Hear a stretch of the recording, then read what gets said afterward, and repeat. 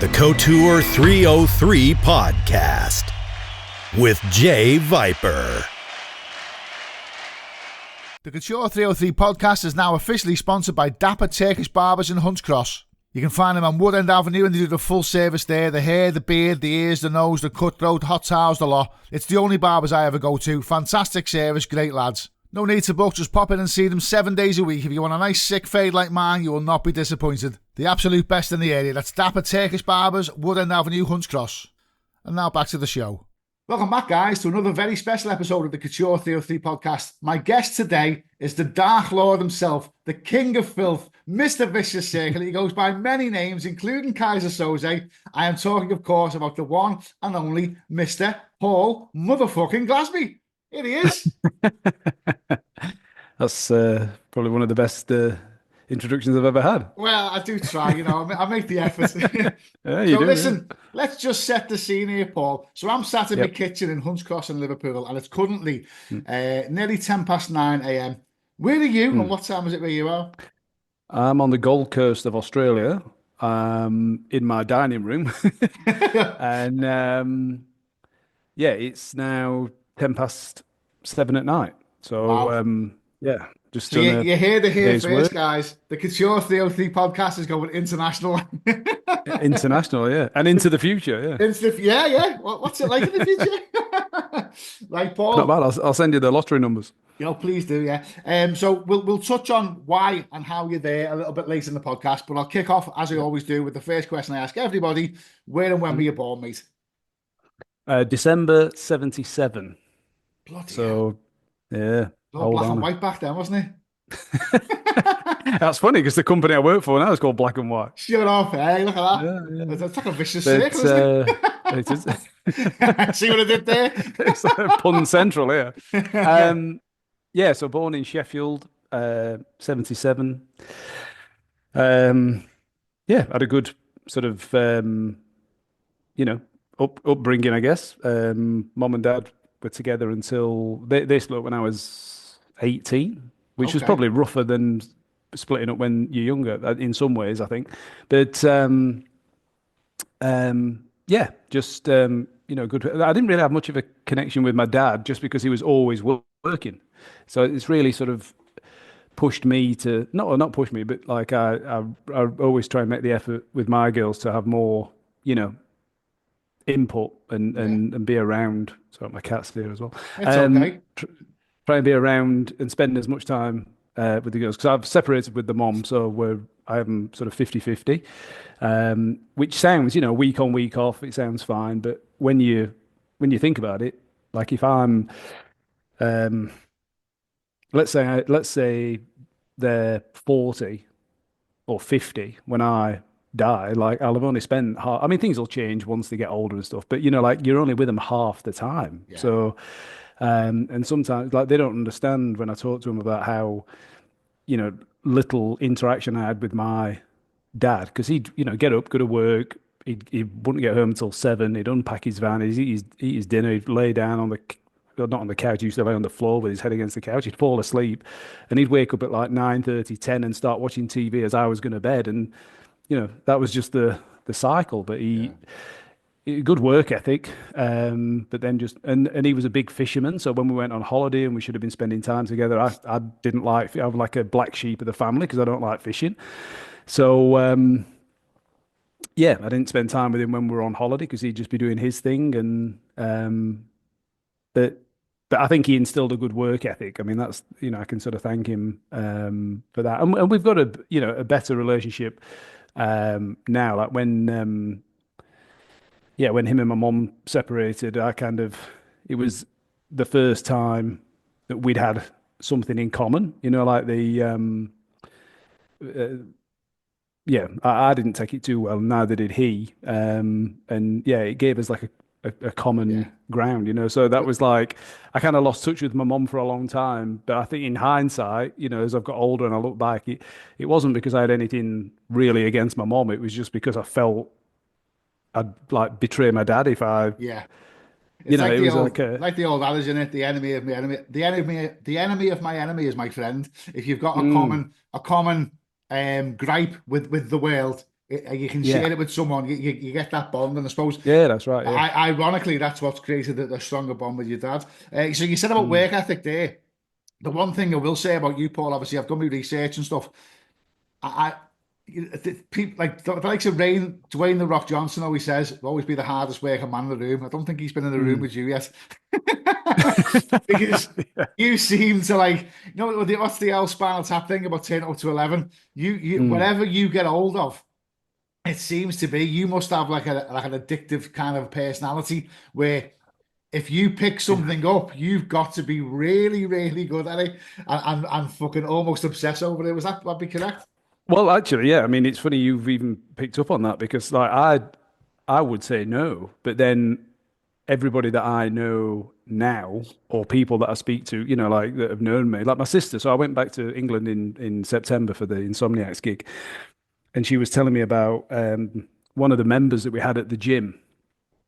Well, I won't say her name, but anyway, she was diagnosed with ADHD at 40, and she was saying some of the things, and then it kind of made me think of myself. Yeah. And I said to my sister, I said, "Oh, maybe I'm ADHD." And she went, "You Do you fucking think? joking?" Do you think? I went, "Of course you are." And then she Yeah. said that this girl, because she was a member when I was there like all the time, and she'd said to my sister that I think something to do with ADHD is people can't look people in the eye or something. I Yeah. don't have that. I'm fine with that. But this girl said that I was one of the only people that she could make eye contact with when she was talking, so she knew that I was like on her sort of Like gaydar, wavelength. like gaydar, but Yeah, for the yeah, yeah, spectrum. exactly. Funnily enough, so I don't know whether you're familiar with it. There's a guy called DJ Tricks. He was big in the Northwest scene, and he went on to well in his earlier career. He was a DMC champion. I think he was 1988 European mixing champion. And Right. he's massive in Liverpool, massive in Northern Ireland, and he's played gigs all over the world. He's toured with some. Anyway, that's beside the point. So he got to about. I'm sorry if I butcher this, Mike. I No, think no. he got to about 40 odd, and he'd had a number of children, and one of his kids was getting screened for autism. Mm. And him and the kid's mum were sitting down, and they were going through the tick list, and he was saying, "Well, that's normal, that's normal, that's normal." And his missus went, "It's not." And Right. he went, "What?" He went. She was like, "That's not normal behaviour." So guess what? They Mm. screened him. Turns out he's on the spectrum for autism. And at 40 Right. years of age, he had no idea. Like you said Yeah. there, like blissfully Mm. unaware. What's it? Ricky Gervais says, "Death and stupidity is the thing that only affects other people. You don't know. You're blissfully unaware." So this guy was on the spectrum for autism and had no idea whatsoever until he was doing a Right. checklist for his kid and was like, "Yeah, that's normal. That's normal." She was like, "It's not. That's Mm. not normal behavior. You need to get yourself checked." So, But I think, to be honest, like it's a problem when people are at school. But once you've left school, because at school they want you to sit down and be quiet and do what they which tell you is to do. alien for a child, and it doesn't make Well, sense. exactly, and I've always had an issue with school. Like when I was at school, I hated it, and I still the whole concept of how they do stuff, I'm not a fan of. Which is funny because my partner is an English teacher, so but the yeah, I didn't like school. I couldn't wait to leave, and as soon as as soon as I could leave, I left. I kind of faded off at the end. I didn't turn up for exams and things like because I just thought, this piece of paper that they give me is not going to mean anything to me anyway. I didn't, and it never has. Yeah, That's the thing. Like I've never gone, oh shit, I should have tried harder at school. I have to be careful. I don't say things like that in front of my girls, but yeah. it's, um, It's a yeah, tough I one, isn't don't it? think. Because if you're smart, you're smart. If you're thick, you're thick. Just because you've got a piece of paper to say that you're smart doesn't necessarily make you smart.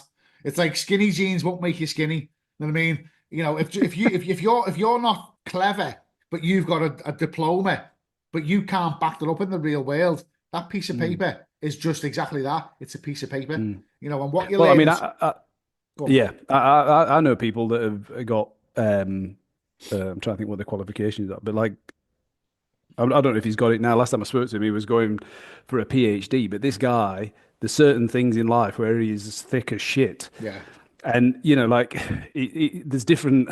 There's different types of smart. There's like all these criminals, these arch criminals. Like if they just diverted that into something, Yeah. like they could be, Yeah. a CEO of a big company. Yeah. Like If you can run a it's multi-million crazy. pound drugs ring, you can probably run a Yeah, business. yeah, exactly. Yeah. So yeah, so the whole thing, like, I couldn't stand school. And looking back, that's probably why, because I didn't want to, like, I remember saying to a teacher once, why do we have to do this? And she's like, because I said so. And I'm like, wrong answer. That is the That's not good definitely enough wrong for me. answer. Yeah, that's the wrong answer So for anything. That.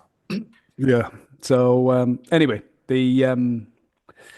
uh, but the ADHD sort of thing, if I am, like, it can be like a superpower if Yeah, you channel it into something positive, I guess. yeah. So, but yeah, you're right. Like the amount of people that have said exactly what you just said, to me, I'm like, I don't know what you mean, but I guess to a degree, yeah, I must be. That whole thing of not wanting, like with the DJing especially, like, and I never want to do something in public that I'm not. I don't want to practice in front of people. Like Yeah. I would just want to be good at it, and that's why. I mean, I might be jumping ahead here, so if I am, just let me know. But when yeah, well, I think yeah, we'll cover it later. But Okay. Yeah. getting Well, into the yeah. DJing was like a bit of like nobody knew Yeah. basically. Well, that's all we got time for, ladies and gentlemen. So, right. So we'll touch on the music now. So obviously, you've said the fact that you weren't a big fan of school. So what was your home unit like, by the way? Obviously, you said you have got a sister. What was your family unit like? Any more siblings? No, no, just me and my sister. So Okay, and she's sister younger younger or than me. older? Oh, she's She's younger than younger, you. yeah, Okay. yeah. So and funny story, like so when um when I was So I used to go out with Kate that ran Red Management. I don't know if you remember. But Red Management is A that DJ does me, agency. Farley. Yeah. Yeah. And we bought, well, I bought my dad's house off him. So the house I grew up in, I bought because it was just too big for my dad. He was on his own. My sister had moved out. I'd moved out. He was there on his own. So I bought the house off him. But then when I moved out to Australia, my sister started renting the house, and subsequently she's bought the house. Wow. So it's always been in the family, like it's just Yeah, been the yeah. family home. The Like it the was gla built the from gla Hotel Glasby. yeah, exactly, yeah. So, but she's not a Glasby anymore. But Well, yeah, she still is. She still is where it well, matters. she is yeah, She'll exactly. always be a Glasby through and through. Mm, So obviously your sister's younger then. So yeah. what's your first memory of music? That obviously some people get influences from older siblings or cousins, uncles, Oh, it aunties, was my mom. friends. My mom. Yeah, it would have been my mom. So I remember, like, I still remember, like, having to like, stand on something to get to. She had a record player, and she had hundreds and hundreds of the 7-inch singles, and I used to play them on the record player. But it was things like the Four Tops and um, yeah, like a lot of Motown stuff, Yeah, the and drifters and all that kind of stuff. yeah, and then like the Carpenters, Bee Gees, ABBA, Elvis Presley, so that Beatles, all that sort of stuff. Yeah. Um, Unfortunately, like I wish she'd been into cooler stuff like Led Zeppelin, but she wasn't. So okay, so so your musical influences growing up were mainly like Motown and disco and stuff like that. Now I know you're a metal fan. Yeah, So did you just? yeah. I'm assuming you discovered rock and metal way before the DJing thing kicked off. Oh, way before. Yeah. So basically, when I was about 11, I think I was 11 or 12. That Bon Jovi song, the from the Young Guns 2, Blaze of Glory. Do you remember that? Yeah, yeah, yeah, yeah, Yeah, I fucking loved that song when it came out. yeah. That's And then I quite sort of, mellow, that as well, isn't it? well, it is, but obviously I'd been listening to, Yeah, yeah, the drifters. Carpenters and yeah. I tell you, a band I did used to love actually was, and it was off the back of, so it would have been like 85, 86. So I would have been, what, 7 or 8 then. But Huey Lewis and the News, do you remember them? Yes, Yeah, yeah, I used to love got the that. power of love. Yeah. Dun, dun, dun, But dun. the album that song was on, like so yeah, I used to like all that, and then, but you're a kid, you don't know what the fuck you're talking about. The funny thing is, when we used to go on holiday, we used to, like, we went to Spain or whatever, and we go to every year when we went, we'd go to a market, and when they do the bootleg t-shirts. Yeah, yeah, So me and my sister used to get a T-shirt every, it was like the holiday T-shirt or whatever. And I got this Metallica T-shirt. It had the skull with the like the clubs with nails through them, pushed through the Just skulls. It was Justice for All, I think that is, isn't it? no, it was from the Master of Puppets album, but I'm trying to think which track it was. But anyway, what it was. But I had no idea who Metallica were. I just liked the The T-shirt, T-shirt, and then yeah. years later, I ended up getting into it. And then I found a picture of myself in this T-shirt as a kid. But yeah, so then yeah, it would have been 11 or 12, and then that song came out, and then I kind of sort of literally within a few weeks, I'd gone from Bon Jovi to Guns N' Roses, Yeah, and then from Guns N' Roses to Metallica because yeah. Enter Sandman came out and all that. Yes, it was a good era, that Um, wasn't it? You had Sabbath yeah, 2 and even like The yeah. Unforgiven and stuff like that. It was Oh, a Unforgiven class still, I album. think, one of the best songs like Yeah. ever. Yeah, not just Metallica, just in general. But and then I started hanging around as a girl that was a couple of years older than me that sort of got wind that I was into Metallica, and she sort of took me under her wing. And I used to on a Saturday afternoon we'd go into Sheffield and hang around. It's called the Peace Gardens, and you bet. I mean, you just 13, 14, 15. But she was in the last year of school, so she would have been 15 or 16, and she was seeing a kid that was 18. And he was called Paul as well, and he had the leather jacket and the long hair and all that shit. And he pulled me to one side and he said, "Hey, if you like Metallica, you need to listen to this." And he gave me the tape for Ride the Lightning. Wow. And then I went home and I still remember laying on the couch and my dad kind of like walking past and going upstairs and just looking at me like I was a, retard, like, because I just like listening. And I think it was like Fade to Black that I was listening. And I still remember it now, like freaking 32 years ago. And that changed my life then, like Yeah. it was just, I knew that it What an wasn't just album that is, though. I mean, fuck me. amazing, Some amazing. absolute belters on it. I mean, even And, Ride the and Lightning, the guitar solo and that, and then it breaks down to just yeah, the drums. Oh my God, yeah, yeah, gets me yeah, every time, man. incredible. But, they were what, 21 when they did that Yeah, album? yeah. Amazing, amazing. Crazy, isn't it? And they're still going So, now. I see Metallica yeah. about I'm gonna say about 5 years ago in the ME, not the MEN, the Etihad Stadium in Manchester, and I Oh, went yeah. with my lad, my oldest lad, Mm, Jay Junior, and we went to see Metallica, and we turned up at the Etihad Stadium, and it started to the support act came on, and it mm, started to rain. We were in like I don't know if you know the Etihad, it's like an oval shape, and all okay. around the edges is all covered over, and then where the Mm. stage is. But Oh, is that the soccer stadium? yeah, it's Manchester City's football Manchester stadium. City, yeah, yeah, yeah. So Yeah. we were like undercover, so we were okay. But Mm, when they were on the stage, Metallica came out, and it was like, I wouldn't say torrential rain, but it was enough to fucking. And I remember mm, thinking, these are gonna walk off here. There's no way they're gonna carry on. And mm. James Hetfield just came to the front and goes, "It's just water, right? It's just a bit of rain," and just fucking carried on. And they were fucking.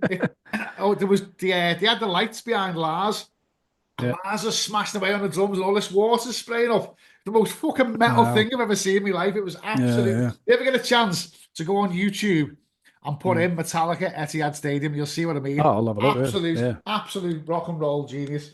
Um, Well, so I've been to the first Metallica gig I ever went to was in Sheffield. I would have been 15, and I got on the front row and touched James Hetfield. He came down for wow. Seek and Destroy. He puts the mic into the Yeah, crowd, and I yeah. touched his arm. Lars, because they had the stage did a 360-degree turn like throughout the show, and at one point he's 4 meters away from me and like had a beer, spat it out. I got some of that on me. I'm like, Yeah. oh, yeah. But I've seen Lars him. has I've seen spit. him. Yeah, never washed again. And then so I've seen him 9 times live. I've been on the front row 4 times, and then in November I couldn't take my little one because she's too small. But my eldest Nevaeh, she's 13 in June, and we're going to see him in Brisbane in November. Nice. Yeah, Nice. and it's mad though because I used to look at when I used to go and I'd see these parents with their Yeah. kids, thinking, "Oh, that must be awesome." And like now, all You're being you're well, that parent. Yeah. well, I'm going to be doing it. Yeah, Yeah. yeah. Fantastic. So obviously just while we're on the subject of metal, any other bands you were into as well? Was it just mainly Oh, Metallica? no, Pantera. Pantera. which is yeah, Obviously we've got the hostile thing. hostile. That Yeah, that'll come yeah. a little bit later, but yeah, I'm a big Um, Pantera fan as well. Like, yeah. Machine Head. Oh yeah, yeah. Yeah, yeah. They've done Their a first. cover. They did a cover Oh, of battery. yeah, they did a cover of Batty, and they Yeah. also did a cover of um what's the Iron Maiden one? I'm Oh, waiting in my cold cell as the um, bell begins to chime. Um, I know what you mean. Yeah. yeah, but yeah, Um, they've done a cover of that. That's really good. The drumming on right, that's fucking sensational. right. I'll Yeah, check it out. yeah. But yeah, Machine Head. I mean, they've never their first album's just in fact I was listening to it yesterday. Like it's yeah, incredible. But can you hear that pinging when it goes off? 'Cause I'm sorry, I don't know how to turn it off. No, no. But yeah, so Machine Head, and then bands kind of in between, like because Guns N' Roses, the Appetite for Destruction, still Yeah, incredible, and then Skid Row. I used to like Skid Row. yeah. And then really into Skid Row. Guns N' Roses it was, yeah. Yeah. I've actually got I don't know if you can see that there. Axel off Appetite for Destruction. I don't know if you can see Oh that. yeah, I got that when I was yeah. 17. Bloody hell. Yeah. Looks all right, doesn't Yeah, it? not too bad, yeah, considering Yeah. it cost about £14. Really? Funnily enough, funnily enough, it was in Yorkshire. It was in Ah. Richmond, North Yorkshire, Hmm. yeah. I was in the army when I was 17 and I got Ah, right. one of my first ever tattoos, that Axl Rose one, yeah. So Right. obviously you're a metal fan. Mm. When did it kind of change? So when did you discover um I'm going to call it the rave scene because it's quite a Mm. broad spectrum of music, but for Yeah. want of a better expression, when did you discover that side of music that the Well, fans? I can tell you exactly when it was. So I would have been, because I used to box. So from 15, 16 until I was 19, I was boxing. So I didn't do anything, I was just focused on that, or obviously the ADHD, like I'd Yeah. be, at night, I'd be watching fight videos, from the 70s or whatever, and up in the morning for a run, work all day, leave there, go to the gym, and just um, did did that. And then I stopped that when I was 19, and then went out into town, like for a few beers with some mates, Paul and Scott, who were just so.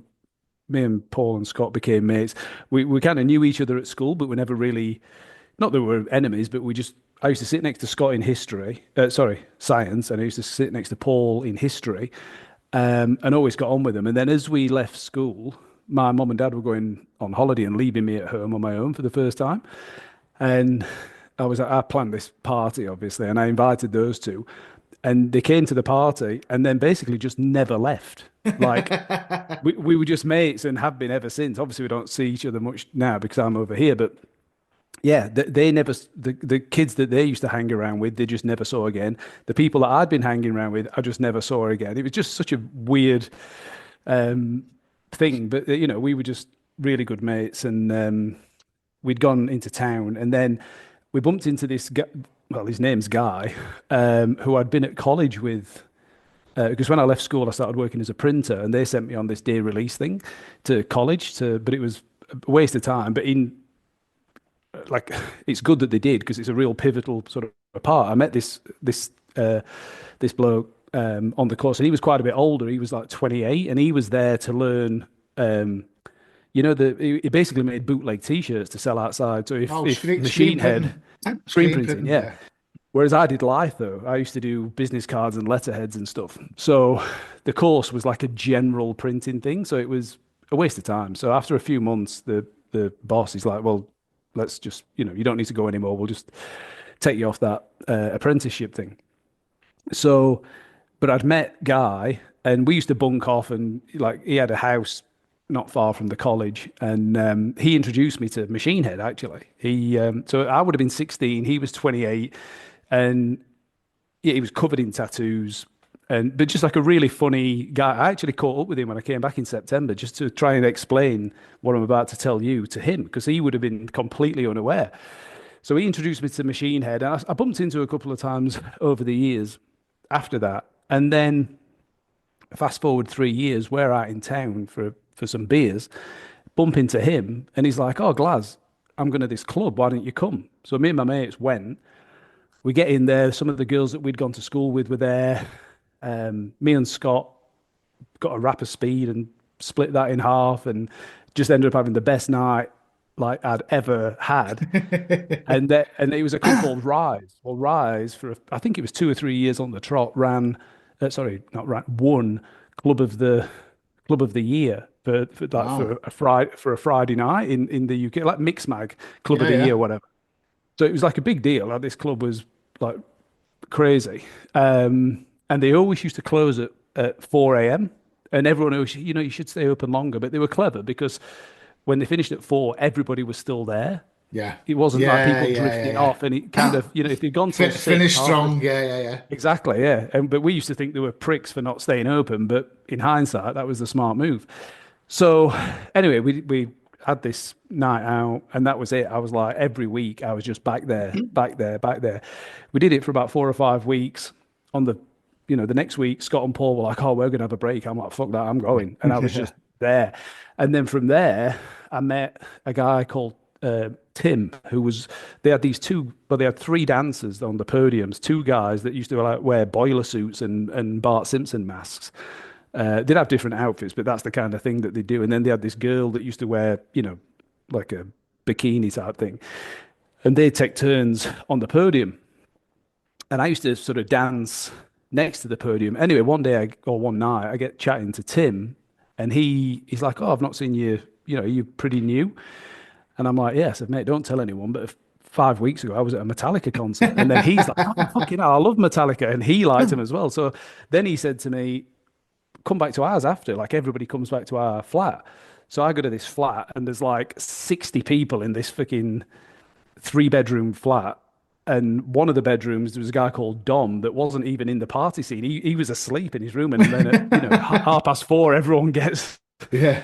back to his place. So anyway, so we'd go back to Tim's every sort of Saturday morning, and everybody, in hindsight, they couldn't, but to me, everybody could DJ. Everybody could at least get up and have a Have a go. And I go. used to Yeah. sit there, yeah.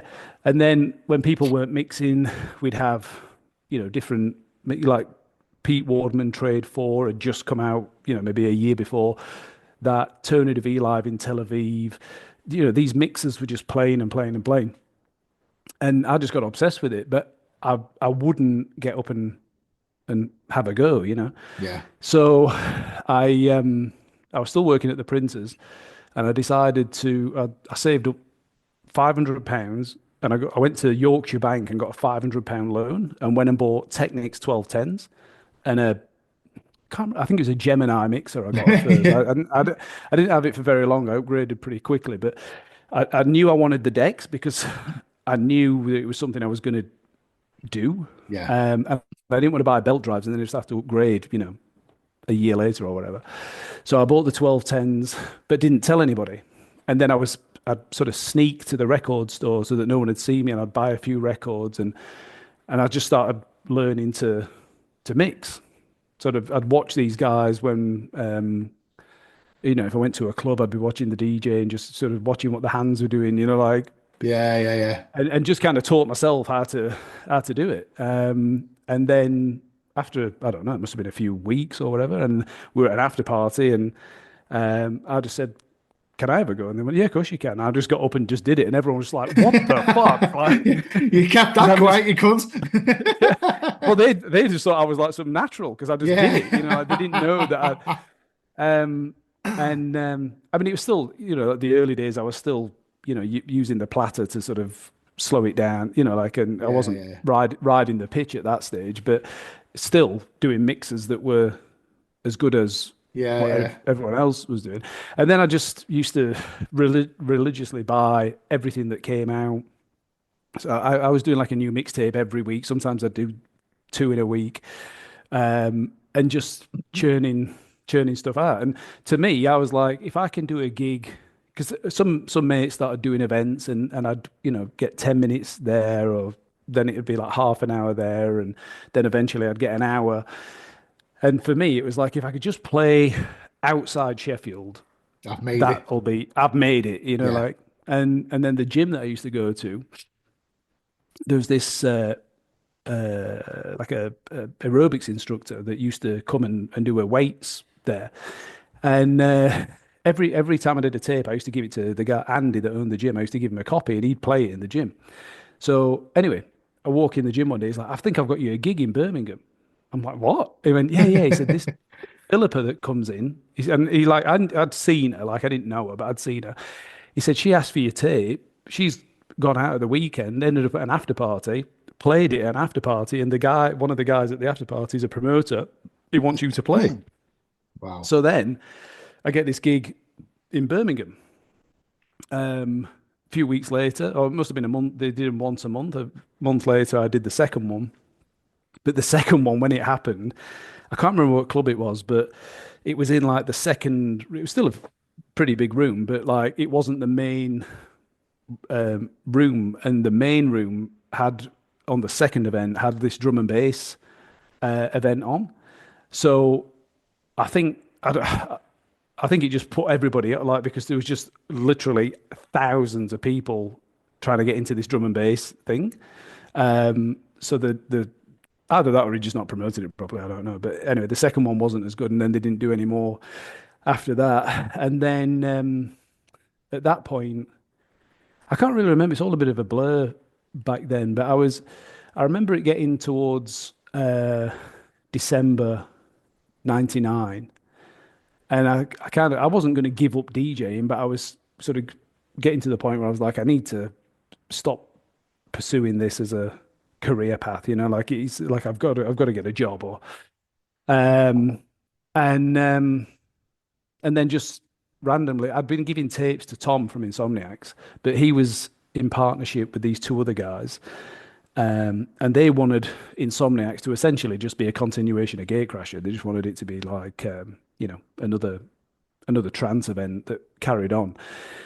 But he obviously had the vision for it to be harder. But every time he tried to get me on, the other two were like, "No, no, we're not having him on because it's too hard. Too hard. That's not the Yeah. sound." Yeah.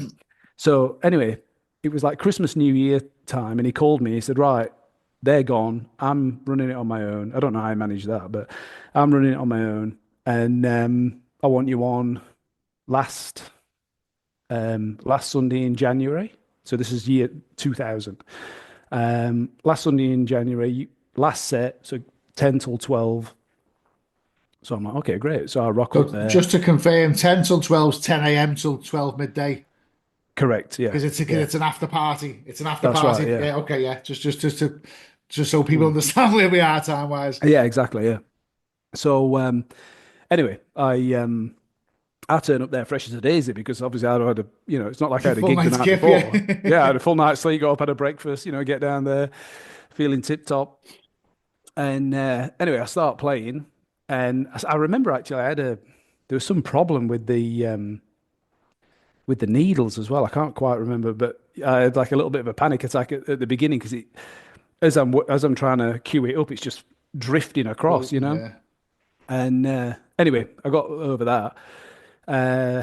And then probably back in those days, Insomniacs was jam packed, like I think the club capacity was 700 and they used to have like 12, 13, Yeah. 1400 people in there. So anyway, I'm probably 20 minutes into my set and half the club left. But I mean, I just thought, well, there's nothing. I'm not gonna. I've never played for the crowd. Yeah. Like I've always just played for myself, and I've just been lucky that people like what I play. Obviously, not that day. Half of them fucked off, but what happened is the half that were left just went mental. Yeah. Like so it was. So anyway, I finished the gig. Went to the pub with Tom afterwards, and he's like, "I want you back every week. Last set's yours." He was like, perfect. Like you couldn't have asked for any more, So that was it. Every Sunday I was at Insomniacs, and Tom really like looked at. I didn't appreciate it. I mean, I did appreciate it, but 20 years Didn't understand on, the magnitude of what he'd done to you. yeah, because like I think he paid me £50 that first gig, and then within a few weeks he's like, "I'm paying you 100." And then a few weeks later, "I'm paying you 200." And then he's like, "Oh, I've got you this gig. You're playing such and such. You're getting £500." Because So people he's like had a contacted manager, him. like a manager without Yeah, a he was fee. yeah, it was amazing. And So yeah, that's how it all started, and then it just went. I was talking about this. I was talking about this the other day with someone that December '99. I'm kind of thinking, right, this is time to, pack this in. Yeah. December I've peaked. 2000.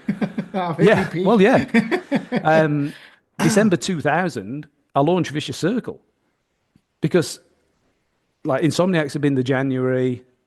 By the middle of that year, I started playing down in London. I had an international gig in Canada in the October, I think it was, and then I'd started producing. People knocked them tracks back because they, didn't think they were up to the mark. So that's how Vicious Circle was born. Yeah. Just crazy, like what a year, So we'll, we'll, what we'll can go happen back in to a Vicious year. Circle in a minute, but so that leads me quite nicely on to my next question. So obviously, don't forget you can catch me each and every Thursday night for my show, Absolute Old School, only on In Demand Radio, where I play you 2 hours of classics and a feast of forgotten gems, usually on the harder side of the spectrum. We kick off with the early 90s every week, and then we have the trance flashback section, followed by the spotlight section. In the past, we've featured clubs and events like Kinetic, The Drome, Good Grief, labels like Tidy Tracks, Bonsai and Shock, and artists such as Ultrasonic, Tony DeVee and Scott Brown. We always finish off nice and tough with the Go Hard or Go Home section. You can catch it on In Demand Radio Thursday nights from 11 p.m. or listen back absolutely free of charge on indemandradio.com or download the free In Demand Radio app for Apple or Android. When you're playing Insomniacs and you're cutting your teeth in the industry, there was no Vicious Circle, No. which is obviously the trademark sound that you're known for. So what kind of stuff were you playing back then? What I'm guessing, I'm gonna hazard a guess now. It was probably the likes of Nucleus and stuff like that, maybe. Uh, Actually, probably not that much Nucleus because No. that. I mean, I always liked. No, I would have played some, but for me, it would have been more a lot of the Fierce Technic. So anything that Johnny did, I was all over that. Karim, a lot of Tim Rib. stuff from Tim Rib, Cacti. In fact, I Yes. remember the first like promo record that I ever got was Super Fast Oz in Yeah. Insomniacs. He's like, oh, I want you to have this. And it was like a Cacti record that had not come out. And I was like, Yeah. like trying to play it cool, but like Yeah. inside, I was like, fucking hell, this is like, because I looked up to these guys so much. And yeah, so it would have been that. And then I used to play stuff, I can't even think of the labels now, but they were uh, like, I guess like acid techno. Tripoli tracks and stuff like that. Some Tripoli for sure, yeah. But a lot. If I was doing warm up, but like if I was doing the Insomniac sets, I wouldn't have played much Tripoli because there wasn't really much that was that hard. Yeah. But God, I wish I could think of the labels now. But yeah, like some like obscure stuff that I just Yeah. like dropped onto just because I was just used to be buying everything I could get my hands on. It's funny how music changes. I mean, I can remember the first time I heard I Don't Care and Are You Already? Mm, And I think it's around about the same time I'd picked up some Tim Rib stuff. I think it was NWA mm. and Street Tab and stuff like that. Amazing, yeah. Now, this is like, I'm going to say 97, 98. Yep. At the time, because the term hard house didn't mean what hard house means now. The term No. hard house in Liverpool back then was probably Clubheads, maybe like Mm, Wamdu, King of My Castle, kind of like slightly tougher, not quite mm. commercial house. Well, it was commercial, obviously, but a little bit of Yeah. a more, like a bit more baseline, a bit more deeper. Yeah. And hard house wasn't a thing. So the likes of um, Access, Misha and Tim, the Mm, Tim Rib stuff, the two Tony DeVee classics, we classed that as techno. So mm, then fast forward, I'd left the scene DJing and I was tinkering around on a laptop one day. And I bought this CD box set and it had War Brothers We Will Survive on. The KY Jelly Babies remix of Access, which I later mm, found out was BK. mm. And this was a hard house, as it was termed then. And I was thinking, fuck me, this is fucking brilliant. This is like, Mm. it's real tough, energetic. It's not Yeah. commercial. It's not cheesy. And Mm. then when you came along with your sound, you kind of took. You were like the slutty cousin of Hard House. You were like the dirty side. Like obviously it garnered the name Filth for a reason Yeah. because it was Yeah. fucking dirty and made you do that face and stuff like that. So Mm. where would you say your inspiration come from? 'Cause obviously the first. Correct me if I'm wrong. The first release on Vicious Circle was Kick It, Yeah. which wasn't, by the standards that Vicious Circle became, not a hard Mm. track, really, is it? It's a fucking classic. Still gets played to Mm. this day, but not that hard when you compare it to some of the later stuff. So No, I mean it's got the sort of key change in the bass line and stuff, so yeah, it's not certainly not. But the thing is, like that was one of the first things I went in the studio and did. I think the first thing that I ever did was probably Rough and Tough, which is the B side, which yeah, is yeah. I mean, it's not a that's certainly not a.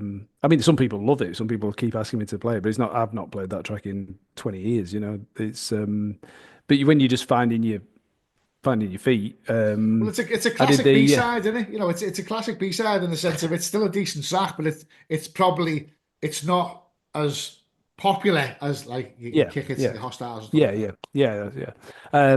But the yeah, when I did Kick It, I still remember getting home that night. I listened to it just because it used to take me about just under an hour to get from Ingo's place in Lincoln back to Sheffield, and I listened to it all the way back.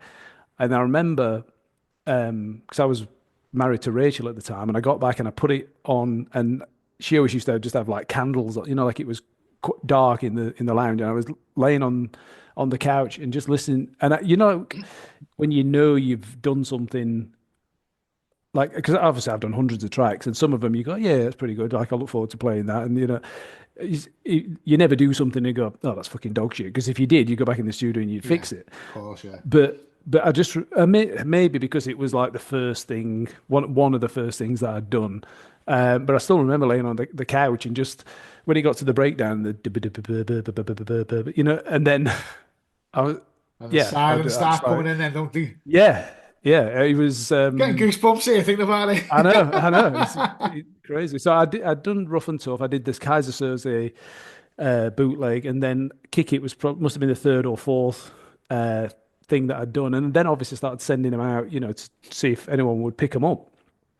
But everybody was, polite, but it's not for us. It's not good enough. It's not the right sound. It's not this. It's not that.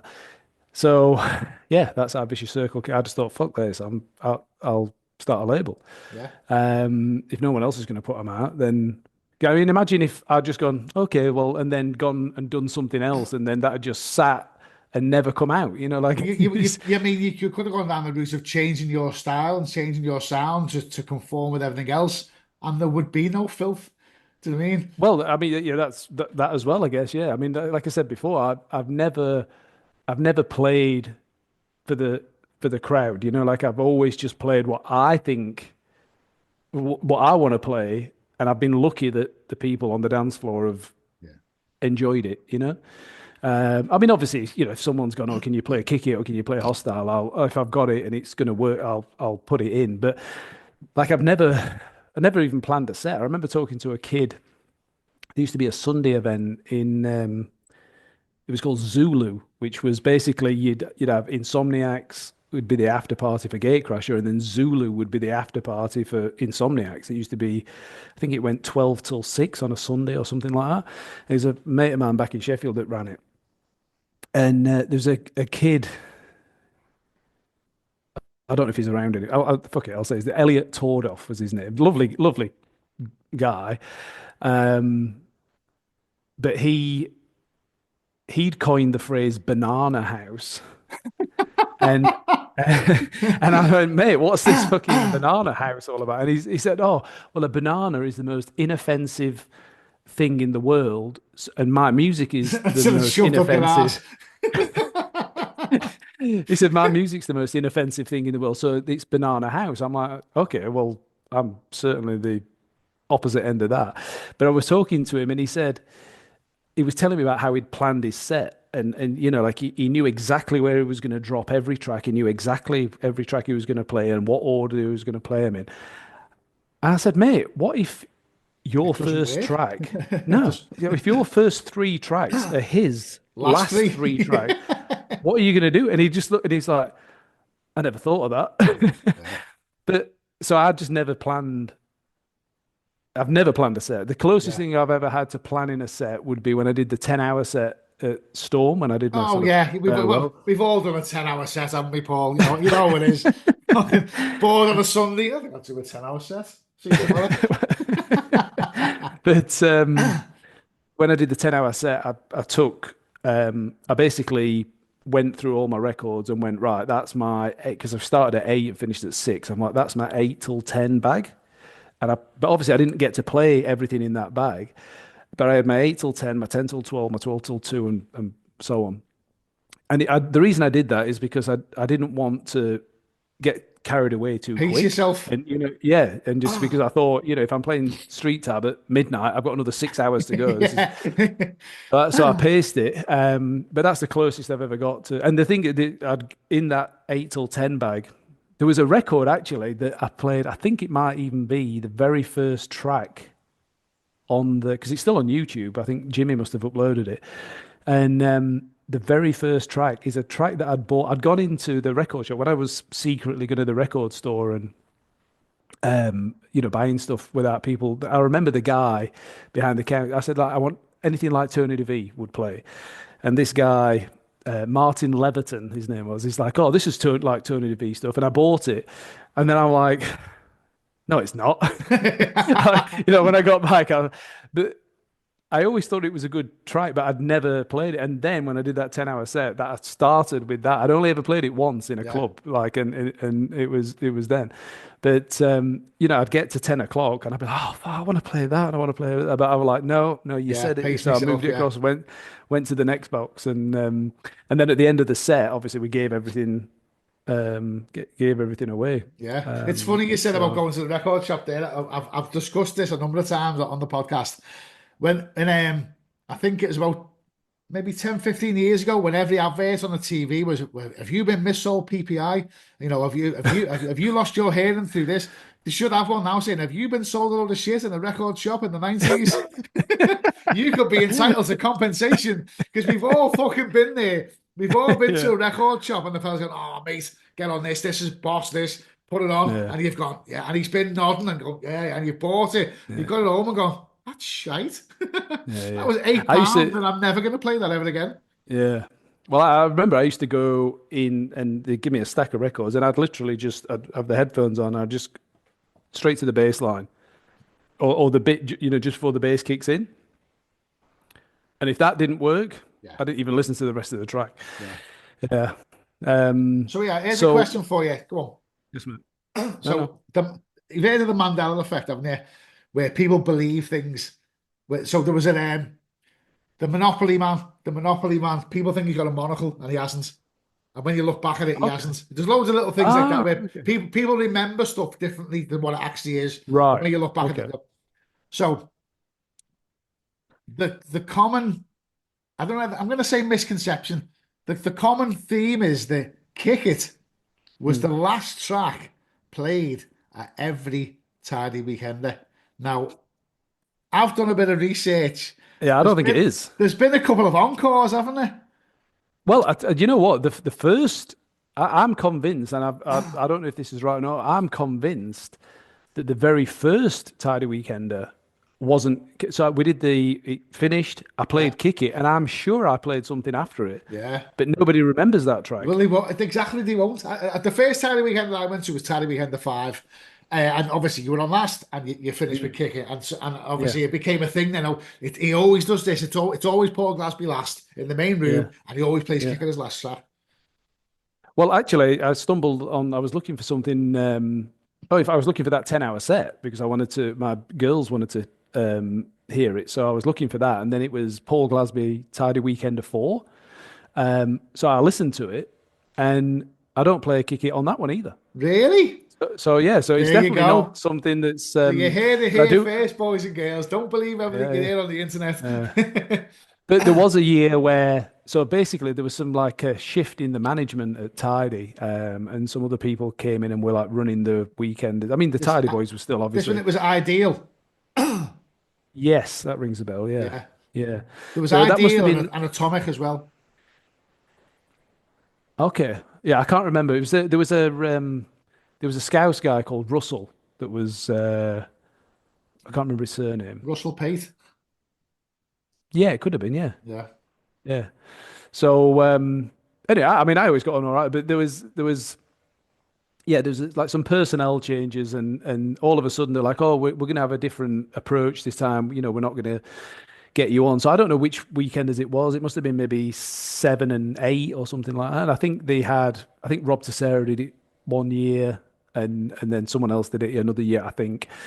And then yeah, I get a call from I don't know if it was from Ammo or someone from Tiding. They're like, "Will you come and play the last tune?" Fucking hell. So and then the year after or the weekender after, I was back doing the last set again. I think they just wanted to try something different, but I think people sort of kicked back against it a bit Yeah. too much because it was They just like too much of tradition, a don't they? They like tradition. yeah. And if you are going to get people, if you're going to squeeze every last you know um, bit of juice out the berry, then Yeah. there's only a few people that can do it, I think. And like I'd like to think it's me, Ian M, and probably that's it these days. Me and Yeah. Ian M, maybe So, Karim. But have you ever worked with Gaz West at by design? no, You've no, got a lot in common, and I'll tell you why. So you and Gaz both were boxers in your younger days. You mhm. and Gaz are both metalheads, and you and Gaz both, which is leads me on to my next question, by the way. You and Gaz both kind of shot to fame as big, beefy fellas with skinheads, and Mm. then went away and came back slightly thinner with hair. So Ah, the image change was a similar thing as well. So obviously, the who did it Glazby, I first? think it was you. Yeah, In fact, it was same. you. It was you. Yeah. Innovator. Yeah, innovator. Yeah. See, hardest working man in the room, Paul. I'm bigging you up here. So yeah. So I think you might be right there. I think I'm gonna say, like I say, Tidy Behind the Five, skinhead, big beefy looking guy. And then I think I'm going to say Tidy Weekend the 10 or something like that. Mm. And you were back, and it was like, that's not fucking Paul Glazby. Yeah. Because you'd lost a lot of weight. You look great, by the Mhm. way. And you had hair. It was like a double-edged Mm. fucking blade. You'd gone from being Mm. this shaven-headed, look like a fucking doorman, to look Mm. like someone. You look like someone. I said this to Gaz West. You look like someone who'd steal me car in Tidy Weekend the 5. Tidy Weekend the 10, you look like someone who'd steal me fucking girlfriend. So it leads me on to the question: the image change. Yeah. What prompted that? Because you went again, as Paul Glazby likes to do. You went all in. You didn't just go, "Oh, I'm gonna lose a bit of weight." You took it to the extreme and end up fucking. So Yeah. talk us Well, the through weird that. thing is, that was by accident. So what happened is like my diet was fucking horrendous. Like when I had the gyms, I used to, interview people about their nutrition, and they get embarrassed about what they're eating. I say, look, this is what I used to eat, and they used to be like, what the fuck, like Yeah. because it was just so bad. Um, if you ever speak to Andy and Ammo, they'll tell you we stopped off at a service station on the way down to a gig in Cornwall, and like they'd grab a can of Coke and a sandwich. I came out with a carrier bag and just sat in the car and ate it all. Like I was terrible. Um, so then I was, how much time have we got, by the way? Because I don't know. It's okay. It's okay. You Yeah. Yeah. take as long as you want, So mate. I was heading to, it was the beginning of August, um, 2000, 2000 and, 2005, sorry, 2003 or 2004. I can't remember. I think it might have been 2004. And I was heading to Dance Valley. I was playing in Holland. I'm stood in Manchester Airport talking to my mate on the phone, and I'm like leaning up against the pillar. And as I'm talking to him, W.H. Smith is in the distance, and this book had just come out. So when they have the rack and they've got loads of them on the thing. So it caught my eye, and I finished the call, walked across, flicked through the book, and there's all these pictures. It was called "You Are What You Eat." That Gillian McKeith, do you Yeah, remember? yeah, yeah, yeah. Yeah, she had a TV show and everything eventually. So I picked the book up. It was a green cover with pink writing on it, and I'm flicking through, and it's got all these beautiful pictures of like fruits and vegetables and stuff. And something just made me buy it. It's not like I was having like an epiphany, going, "Oh, I need to change my." I just saw this book, picked it up, bought it. On the way to the gig, on the flight, I'm reading it. I get to Holland. They invited us out for dinner, and I just said, "No, no, I'm staying in the hotel." And I just kept reading this book. Did the gig, spoke to Kate that night. And I'm like, when I get back tomorrow, we're changing everything, or I'm changing everything. I mean, she was fit as a fiddle anyway. I'm changing everything when I get back tomorrow. Anyway, on the flight on the way home, I finished reading it. Just as we landed, I get to the last bit, finished that. Wake up the next morning, went to the supermarket, bought, threw everything out the cupboards in the fridge, bought all this stuff. That was the beginning of August. And by Christmas, I dropped. So I was 115 kilos and I got down to 78. Jesus Christ. And I didn't even do any exercise. Wow. So I just, like, none of my clothes fit. It was just ridiculous. Yeah, fucking no shit. But every January, because obviously there's no gigs, so every January I'd always book a 2-week holiday and go to, Tenerife or somewhere like that. And this particular year, we were going to the Dominican Republic. And I remember being on holiday and just being kind of depressed because I didn't look, even though I'd lost all the weight, I didn't look good because I'd not been exercising, not been doing any training. So I just looked like I got cancer, basically. Yeah. And then on the way, I bought a men's health magazine and a men's fitness magazine. And I was reading literally like I got to the point where I'm just reading the adverts because I'd read everything cover to cover. And then we get back, I started going to the gym, had a few personal training sessions with this guy who was a fucking knobhead, and he kind of shaped how I approach personal training to a degree because he was so bad at it. And then, so that was January. And then a little bit like with when I was saying earlier, how things can change in a year. That was January. The following January, I enrolled on my personal training diploma. Wow. And started that because DJing at that point had kind of, Tidy Management had been sold to Most Wanted, which we thought at the time, oh my God, this is going to be amazing. They've got all these international connections. It's going to be, it's going to take us all to the next level. So it was like me, Farley, Ben Stevens, Paul Maddox, like all these, we all thought it was going to be incredible. What we didn't know is that Most Wanted were just going to try and keep us just for their gigs. Right. So, but what they were doing is they were booking, you've got a gig in Southend, and then on the Wednesday or the Thursday, it's cancelled. And at first we were like, oh, that's bad luck. But then as you go on, so my earnings, when I did a tax return, the next year my earnings were down 75%. So not down to 75%, down by 75%. Down to 25%, yeah. Yeah. And my accountant was like, what the fuck are you? Yeah. What you doing? What aren't you doing? Exactly. So anyway, that I'd enrolled on the person because I'm like, this DJing's on its way out now. Like I've had a good run, I've traveled around the world, but I need to look at doing something else because this is obviously not working anymore. So I'd done the personal training diploma, got qualified in that in the April, started doing personal training, and then Farley used to come up probably once a month or once every 6 weeks, and I'd write him a program, take him to the gym, show him how to do it all, and then he'd just go off and do it, because he obviously lived in a different town. And then a few weeks later, he'd come back. So anyway, he'd come up for a visit, and we used to go to the gym, and then we'd come back and have lunch, and because he had like a 2-hour drive to get to me. And Kate was managing Vicious Circle, and we used to have an area set up in the house. So me and Farley had both had gigs cancelled that week. So we're obviously having a bit of a rant. And I'm like, it's not fucking rocket science. Like if they're not getting us gigs, they were trying to keep us so that when they did an event, everyone had to come to their event to see Farley, Glazby or whatever. But they weren't doing enough gigs to make it, viable. Yeah. So I'm like, they'll make more money if they just do the job. I said, it's not fucking rocket science. I said, you do a better job, and pointed at Kate. the very next day, her and a mate had set up Red Management. So I'm like, right, that's it. Yeah, you I said it, also, Paul. It was your idea. yeah, I sold Most Wanted off. She launched like with me, and literally within a fortnight, Ben Stevens, Paul Maddox, Rob Tessera, Andy Farley, so she started with this freaking amazing roster of hard Yeah, houses. yeah.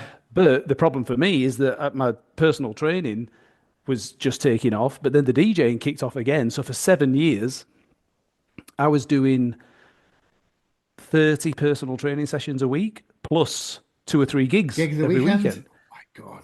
So it's just, yeah, bananas. So at what point, because obviously you left the sea, am I right in saying the Storm 10-hour gig, that was like a retirement gig? Am I right in saying that?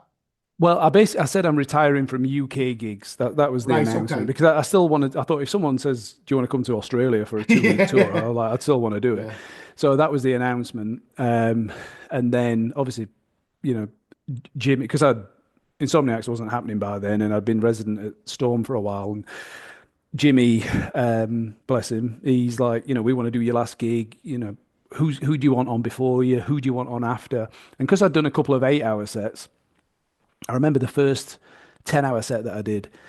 Sorry, the first 8-hour set that I did in the Fridge in Brixton. I remember taking my headphones off and turning to my mate going, I'm going to do 10 hours. Like, I want to do 10 hours. Yeah. Because the 8-hour set just seems so easy. And Of course it but I'd does. never got, yeah. Because you're Paul Glazby. 8 But I'd hours of never, civil. Fuck off, Paul. but doing a 10-hour set's hard because clubs aren't usually open that long either. Yeah. Like it's normally like 10 till 6, isn't it? So that's only 8 hours. So anyway, Jimmy's like, who do you want on warming up for you? Who do you want on after? Do you want to do a longer set? I said, mate, can I just do all night? Let's do 10 hours. I've never done it. I've always said I would. It's the one thing that I've not done. There's nothing else that I've wanted to do that I've not done. So that's how it came about. Yeah, you're already thinking about doing 12 hours, aren't you? I can see it in your face. I can see it in your eyes, Paul. You can't fucking keep Well, me. the problem was though when I did the 10 hours because I was, like I wasn't doing it as many gigs. Like when I did the 8-hour set, that's back then I would have been doing 2 or 3 gigs a night anyway. So Yeah. I was used to being. I remember getting to what time would it have been? 8, 10, 1 a.m., which was the halfway point, and looking, going, oh, it's halfway through. But then I've been, like, do you want the good news or the bad news? The good news is you're halfway through. The bad news is you're only halfway through. Yeah. And I was like, fuck. And then if you ever get a chance to listen to it, I play Are You All Ready? At 8 hours and 34 minutes. And that's when I ran to the toilet. Yeah. So imagine being at work all day, getting up in the morning, go to work all day, getting home, and then you go to the bathroom for a piss. Yeah. Thank God it was just a piss. Yeah. And but to get to I had to climb. The DJ box was like on this scaffolding, and I had to climb out the back of that, run down some steps to. You've been to Storm before, haven't you? Yes. Yeah, so as you walk in, you've got like there's a door that takes you up to the offices on the right where the cloakroom is, and then there's another staircase on the left. So I had to come down that left staircase through reception, up to where the offices are, up to where because I thought if I go through the crowd, I'm never going to get back. Yeah. Everyone's going to want to, So and I'm peeing and I'm peeing. I can hear the track, and before I ran off, I'd queued up the next track. So that it was, ready to go. Yeah.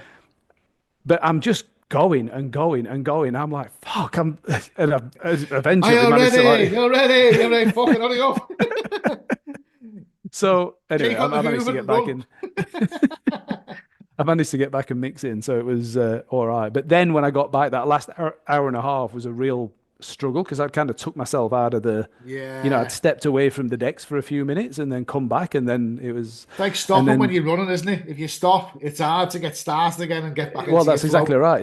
Yeah. So yeah, that was but I was glad I did it because it was there's not I think Farley's done one since I think but yeah there's not many people that can say they've done it in a club. I mean, I think a lot of us have done it at after parties and stuff, but Can I just say, not since the 90s ever seen someone stroking a pussy on camera for this often. It's been a while. Takes me back to the 90s and MSN and all that. Sorry, Mum, if you're watching this. So I am conscious of time, Paul. So I'm going to skip forward now. So how did you end up in Australia? Because obviously, there's the fitness. There's Paul Glazby, the DJ. Yeah. There's Paul Glazby, the PT or whatever you want, whatever label you want to put on that, personal trainer. But you're in Australia now, and that's not your job, is it? You've gone No. to you've gone to another. What's the word? Another venture, should we say? So what's Yeah, your yeah. title and what's your role now? Well, I'm a director of a real estate agency now. Of course you are. Yeah. So, Why not? yeah. Well, what happened is I had the gyms, and that's why I stepped away from the DJing because I'd opened the first gym. We were opening a second gym. It all just got a bit too, there's only so much you can do, and I kind of felt as well because I didn't have the real passion for it anymore. I mean, I'll always love the music, but it was like there's so many people that wanted to be where I was, and I kind of thought, you've got Ben Stevens and Adam M and people like that. And I thought if I step away, Give them a chance to elevate their platform. yeah, Yeah, they all come. And then there's someone that's a bedroom DJ now that steps into that yeah. person. Like it didn't seem Like fair for. retiring as a champion, isn't it? Give someone Well, I else. mean, but that was the other thing as well is I didn't want to. I knew it wouldn't last forever, and I didn't want it to get to a point where you're going out and doing a gig for 100 quid, to Yeah. 50 people, and I thought. I've done everything I want to do. Let's just, sort of draw a line under it now. And then I just didn't have the time for it. It was getting a bit too much. So moved into doing the gyms. They went great. Nevaeh Kelly was pregnant with Nevaeh while I was doing the 10-hour sets. That's why she didn't come to that. And then we had Nevaeh. Then we moved to New Zealand because we didn't want to because she's a Kiwi. So we moved there. We had another little girl while we lived there called Eden. She's just turned 11. And then we ended up in Australia because her twin sister lived here. So, like, if she'd lived in Perth or Melbourne, we would have ended up there. She just happened to live on the Gold Coast. Yeah. So we ended up here, and then we'd been here for just under 2 years, and then we separated. And then I've had the girls, 50-50 since then. But I was running the gyms from here. So I used to do all the social media marketing, and I used to do all the coaching videos in our Facebook groups and all that sort of stuff. So I was working all the time, but I used to do all my work in the daytime and then upload everything. So when people in the UK woke up, it was all waiting for them. And then when I woke up the next day, there'd be 200 Facebook messages that I had to get back to from people that had been posting stuff during the day. But it kind of worked, and everything was going great. I used to fly back to England every 3 or 4 months and do 2 or 3 or 4 weeks in England and rally everybody up again and launch a new program and do this and that. And then, unfortunately, my manager, who was amazing, but she'd been nursing a grandma and she died and she didn't deal with it. And she kind of went into a bit of a depression and, sort of things started slipping. And she didn't say anything to me because she didn't want me to. She thought she could fix it before I found out. And I sort of took my eye off the ball because I met somebody. I got into like a new relationship, and when things are new, she was on a 3 month long service leave, so she'd built up enough holidays that she just took 3 months off. So we just went into like holiday mode for 3 months. So I took my eye off. It was like the perfect storm, like it was meant to be, really. So by the time I got back into work mode, things had gone real shit with the gyms. And then I said to Annalise, I'm like, look, we need to know exactly where we're at because if we can't afford to pay for things, something's wrong. And we'd lost half the membership. And that sent her into a full-on nervous breakdown. Yeah, yeah. And so anyway, I ended up with the head trainer, Danny. He offered to buy me out. So I just sold out of that. But then I'm 40 years old. Everything I put everything into those gyms. I've sold out of it for pennies on the dollar. And some friends that I'd met here, they'd just moved up from Melbourne and launched black and white estate agents. And Michael had been saying to me, he said, "Oh, you should be you'd be really good. You know, like you're friendly and people like you, and you got you sort of heads um, screwed on." So, but I'm like, what the fuck? No, I don't know anything about real estate. I don't give a fuck about houses. You know, like it's not for me. But then once you're in a situation where like, because I've never worked for anyone in my life. Yeah. I've always been the boss, and so I just thought, well, like desperation gives you, a bit of Yeah. new motivation. So bought some suits, did the real estate license, and got into it. And then it turned out I was good at it. So it You ever all thought worked out we'd, really. you ever thought Paul Glazby would end up a real estate agent? My goodness, with a suit on as well, Yeah. no less. Right, so like I say, I'm Yeah. conscious of time, so we're going to touch on the how we got in touch. So I generally tell people at the start of my podcast how the podcast Mm, came about. I want mm, to say this at the end because it's more relevant. So mm. you've launched your own podcast. That's how we Yeah. came. That's how we came about. Because I seen a clip. I think you had Maddox on. Yep. So tell us about your podcast, how it came about, who you've had on, what you got coming up. Okay, mate. Well, yeah, so it all came about. I'd been thinking about doing one for a while, but I couldn't think of what I didn't want to do a real estate podcast because they just, unless someone's thinking of buying or selling at that particular time, no one gives a fuck about real estate, so it was too much of a transient market to try and sort of tap into. And a lot of the real estate, you could do a really interesting real estate podcast, but it'd be too incriminating, like the Yeah. stories that you'd tell. So I thought you can't do that. So, but then I was just having a conversation with somebody one day, and I was sort of telling them how I got, basically everything we've just been talking about, but in a brief, condensed form. And they were like, "Oh my God, that's such a random story, like, and you never even intended to be a real estate agent."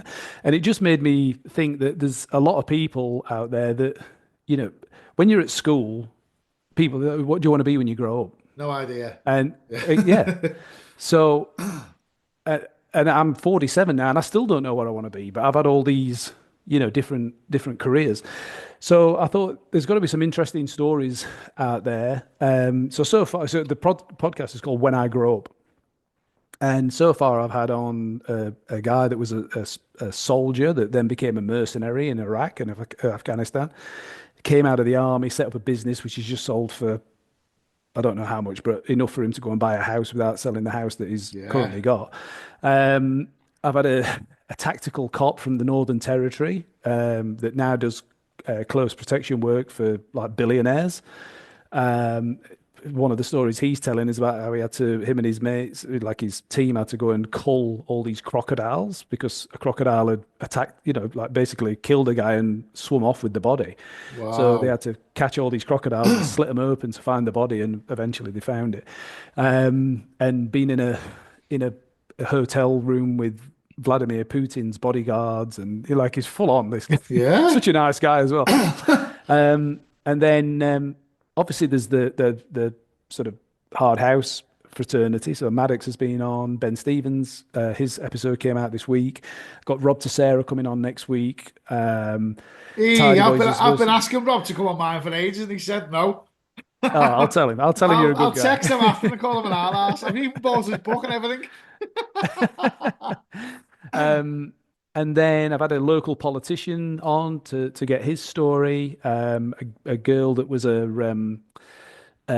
she was an actress, but then became she's got a couple of yoga studios around here. So there was a lot of parallels because obviously I had the group personal training and she's got the thing. So I'm trying to think who else. Oh, in fact, last night I did an episode with a guy who, and this is completely random. So I'll just sort of quickly tell you this. So when I did the tactical cop episode, he was telling me about how, you've got to be mindful when you're making an arrest that you don't go too far Yeah, because yeah, you could yeah, be the one that ends up in prison. yeah. And as we're talking, I'm like, oh, fucking hell. I said, I actually know someone that happened to. I said, when I was doing my personal training course, one of the instructors on the course was um, used to be a cop, and he got sent to prison. I said, and he wrote this book but he was struggling to get it published, and the name wasn't right. I said to him, why don't you call it A Fair Cop? And he ended up using that name, and he got the book published. And then Ben said to me, he said, "Oh, is the book any good?" I said, "Fuck knows." I said, "I'm literally just thinking about it now because of what you just said." So anyway, we carried on with the episode, finished that. Afterwards, I went on, Googled it. The book's there. It came out in 2008. I ended up I went down a bit of a rabbit hole, ended up on this guy's website, sent him an email just saying, "Mate, I don't know if you remember, but 20 years ago we were on this course together and I gave you the name for the book." And then he replied, and he came on last night telling his story about what it was like Brilliant. being in prison, like when you're a cop, Yeah. trying to keep it secret because they would have killed him if they'd Oh, have of known. course, yeah. So, yeah, so yeah, it's been good. I just enjoy doing it. It's nice, just like sitting and It is, isn't it? And talking shit. Yeah. but it's obviously yours was a lot different to mine. Yours was more about a start, like not knowing where you want to end up, as the title implies. When I grow up, Mm, sometimes things happen, happy accidents. Example as you said mm, before, if you'd have made kick it and rough and tough, and give it to, I don't know, tidy, and they'd have said, yeah, vicious mm. circle might never have happened. It probably Yeah, wouldn't that's right. because you'd be in your Yeah, comfort zone and I've got, oh yeah, I'm on tidy, that'll do me now, or nucleus or yeah, whatever.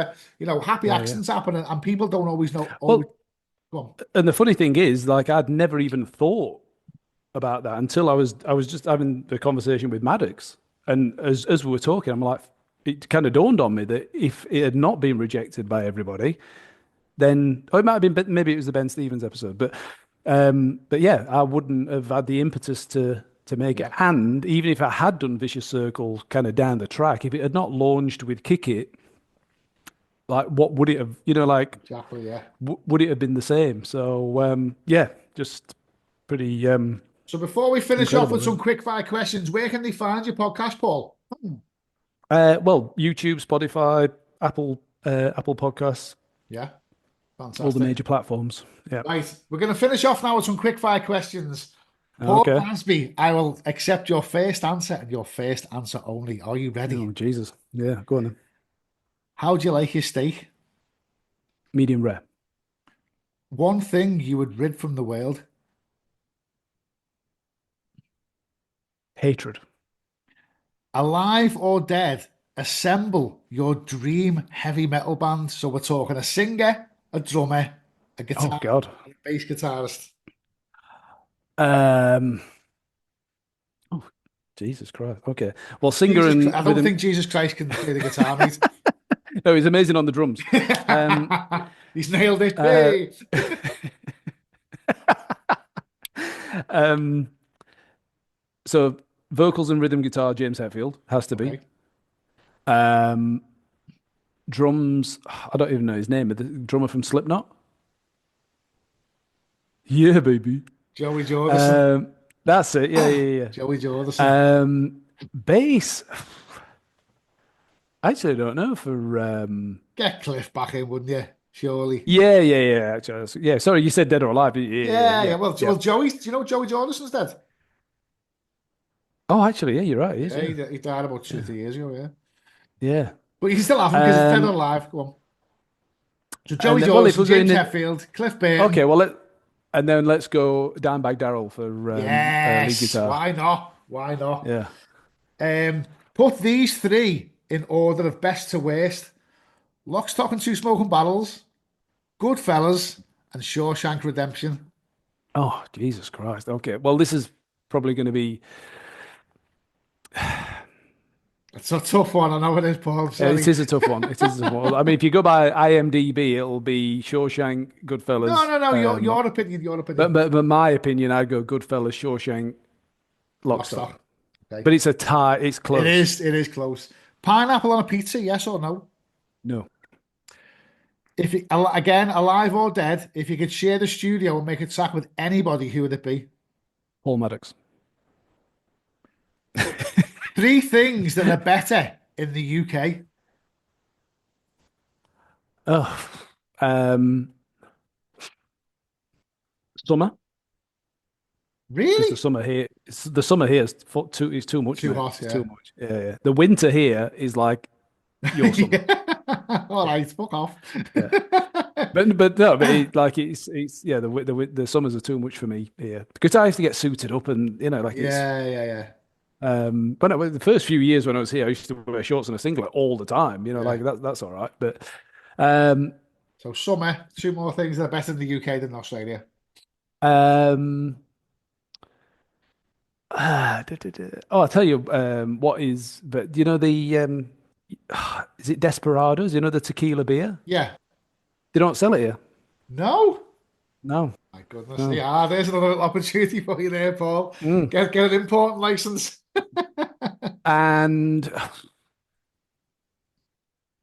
I guess my family, because I don't have any family here. Like that, like bloodline.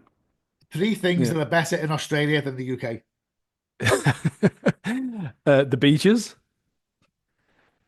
Um, I guess the overall climate in general, and the food. Ride the Lightning or Battery.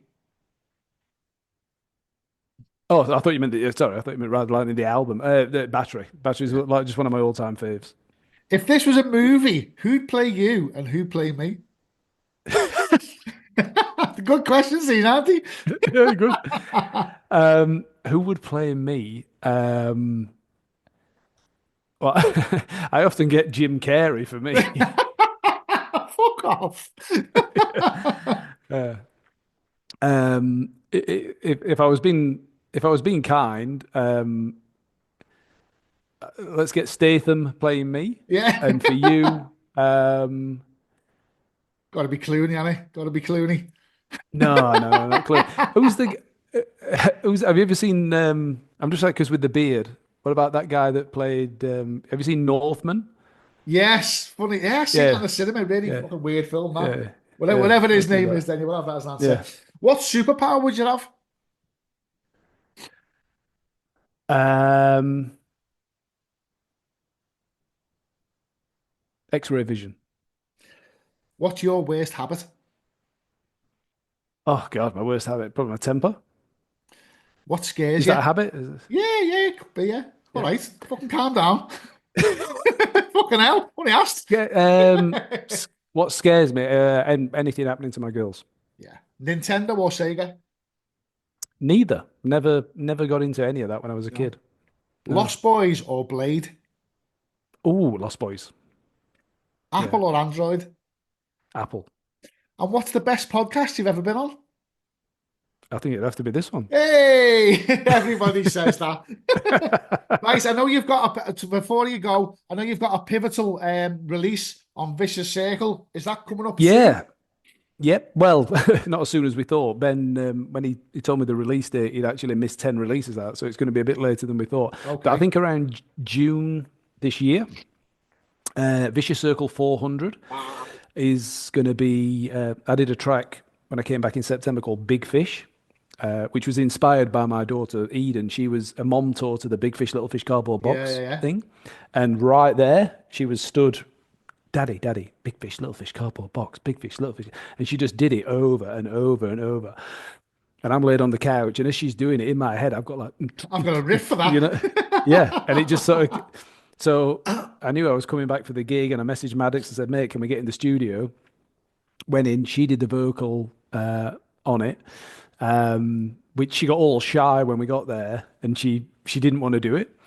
And like, Maddox was amazing. To say he didn't have kids, he was amazing. He's like, look, I know you're nervous, so, I'll leave it. I'll go and make a cup of tea. You just stay with your dad and you just do it as many times as you need and we'll chop out the ones that are good. And I'm just going, fucking get it done. Like, We come all this so fucking way.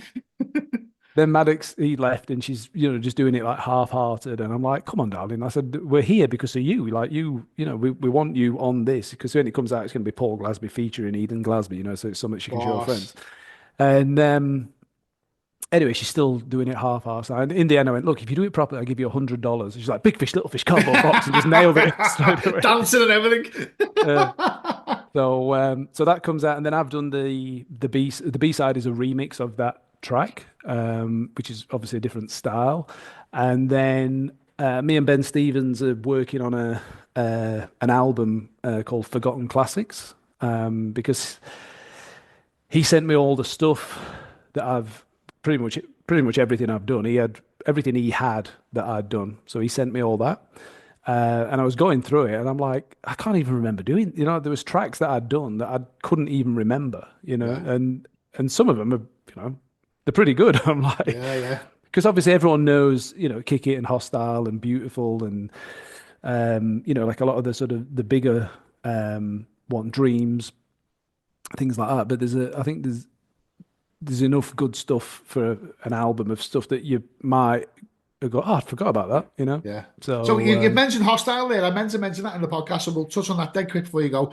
So how did Hostile come about? Obviously, it's for those who don't know, the Pantera track, fucking Hostile, was off Vulgar Display of Power. I'm gonna say yep, that's right. 1991 or 1990. But the sample you used is from a live track. I think it's the intro to Sandblasted Skin, maybe, and he does the. It could be. I can't even remember. But what It's happened it's is, not. It's so actually not Hostile, is it? The track, the sample. no, no, I've been saying for fucking years. That's yeah, not yeah, the intro to Hostile, is it? It's a different track no, altogether. But it no, is still Phil Anselmo. So how did yeah. the concept of that come about? So I knew I was going to do a track with the fucking Hostile vocal, and we went in and we sort of, we got it pretty much like when you're doing a track, you kind of get all the elements, and then you start laying it out. A bit of a sort of a rough arrangement that often sort of changes around a bit. But we got to that point. We got to the breakdown, and Maddox is like, oh, we just need something to kind of fill out the middle, the middle of the break. And just by chance, on the way because it was summertime. I remember it was summertime that we did it because I'd driven into the car park at the Tidy Studios, and I just remember it being sunny and having the window down. And I'd been listening to this Pantera Live album on the 101. on the way there, and the so when he said, and I went. And I'd heard that bit just on the way in, and I Heavy said, I think music's I've dead and gone. never That even thought fucking about works. using it, Yeah. yeah. Until he said we need something else. I'm like, I think I've got something. Ran out, grabbed the CD, sampled it in. He did a bit of like an edit just to make it Yeah. fit better. But once that was in, that's a bit like with the Kick It, where I Yeah. knew I was onto something. I remember Andy and Amo came in the studio just as we were kind of finishing it off, and they were like, "So is this going to be on Tidy?" And I'm like, "No, I think so, no." Yeah. But yeah, I mean, probably out of everything I ever did on Vicious Circle, Hostile probably was the most tidy. It would have Yeah. sat on Yeah. Tidy better than anything else. But I think once you've got your own label, you don't want to be farming all your best stuff out Of to course. Yeah. That's another thing you've got in other common labels. with Gaz West, by the way. Gaz West has done a number of like um, metal remixes, if you like. Okay, It's surprising, obviously, as a Metallica fan, because I know JP and Jukesy did one, didn't they? Slipknot, I think they did. No, JP and Jukesy did. What have you got left? Um, Dark by Design, Gaz West. He's done a Slipknot one. He's done Oh Duality, right, and he's done a couple actually. But yes, I'm surprised he never did a Metallica one. I'm surprised you've never done more because obviously, as a metal fan, Gaz West Mm. has done a number of different ones. He's done one with Limp Right, Bizkit. He's done a Pantera one. He's done a okay, Slipknot one. He's done an Anthrax one. I think he's done an Iron Maiden right, one. right. So that's something. There's a market for that, Mm. metal Yeah, remixes. Because if you did the Hex Boys, no, Paolo Ferrara and Lorenzo Ragazzini, two techno fucking hell. DJs, and they've got Right names them. yeah. Took me 3 months just to learn the names. They've got a genre of music called techno metal, and Right. I think you'd like that. Actually, when we've wrapped up this podcast, I'll send you a link to some of the stuff. They've remixed some, and it's real heavy, like Right. 160 BPM techno, Okay. proper banging stuff, but it's got the vocals and the guitars and all that. It's Right. really good, mate. Anyway, right, I've kept you for long enough, Paul. So what have you got coming up, mate? Before we finish up, anyone you want to say hello to? Any upcoming projects? Any gigs coming up? No, I mean just keep your eyes out for the Big Fish and the album. They'll both be out this year. If anyone wants to check out the podcast, it's When I Grow Up. Like I said, it's on YouTube and Spotify. I guess the main place, Apple Podcasts. It's anywhere that you listen to podcasts, it's on there. So, yeah, if you're into Hard House, definitely listen to the Ben Stevens and Paul Maddox episodes, and there'll be more coming. We release every Tuesday. But I'm hoping that some people that come for the Hard House kind of find some of the others interesting as well, because some of these people's stories are pretty freaking insane. Fantastic. Paul Glazby, thank you so much for your time. Thank you for your stories. I know it's probably getting late in Australia now. It's my day's just starting, your day's just finishing. Don't forget to Yeah, send me those lossy numbers as well, by the way, Paul. Right, no problem. guys, I don't know. As I say at the end of every episode, I don't know who or what is coming next. Get yourself tuned in to the next episode. Who knows who it's going to be? Whatever you're doing, guys, have a good weekend. Have a safe one. I'll see you all soon. Take care, guys. Thanks, everyone.